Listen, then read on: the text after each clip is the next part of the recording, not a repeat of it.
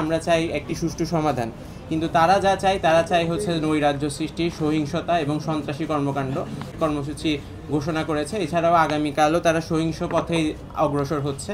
আমরা আপনাদের মাধ্যমে দেশবাসীকে আসলে জানাতে চাই যে যারা সহিংসতা ও নৈরাজ্য করে আপনারা কি তাদের পথ বেছে নেবেন, নাকি হচ্ছে যে আপনারা যেটা হচ্ছে যে আসলে আমরা যেটা চাচ্ছি আলোচনার মাধ্যমে যে যৌক্তিক সমাধান, সেই সমাধানের পথ আপনারা বেছে নেবেন। তারা হচ্ছে যে সাধারণ মানুষকে জিম্মি করে চারপাশে সহিংসতা করে দাবি আদায় করে তাদের যে অযৌক্তিক দাবি আদায় করে নিয়েছে, তারাও এখনও সেই পথ অনুসরণ করতে চাচ্ছে এবং পরিস্থিতি বিবেচনায় আমাদের আন্দোলন অব্যাহত থাকবে।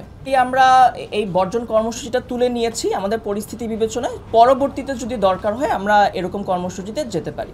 এটা শুধু বুয়েটের আন্দোলন না, প্রথম কথা আমরা প্রকৌশল অধিকার আন্দোলনের ব্যানারে আন্দোলন করে আসছি। এখানে আমি একটু অ্যাড করতে চাই, এখানে শুধুমাত্র বিএসসি ইঞ্জিনিয়ার নয়, এখানে আছেন চিকিৎসক, এখানে আছেন কৃষিবিদ, এছাড়াও আমাদের যে কলেজ পড়ুয়া যে স্টুডেন্টরা আছেন, এইচএসসি স্টুডেন্ট, তারা সকলেই আমাদের এই আন্দোলনের সাথে একাত্মতা পোষণ করেছেন। তারা যে ন্যারেটিভ প্রতিষ্ঠা করার চেষ্টা করে তারা সংখ্যায় বেশি, এটা আসলে সঠিক নয়। আমরা সংখ্যায় 80 লাখ। আমরা যদি টোটাল হিসাব করি, আমাদের টোটাল যারা আমাদের সাথে আমাদের সাথে আন্দোলনে যোগ দিয়েছে টোটাল 80 লাখ। কিন্তু আমরা হচ্ছে রাস্তায় নেমে জনদুর্ভোগ সৃষ্টি করে মানুষকে কষ্ট দিয়ে সহিংস পথে আমাদের দাবি আদায় করতে চাই না।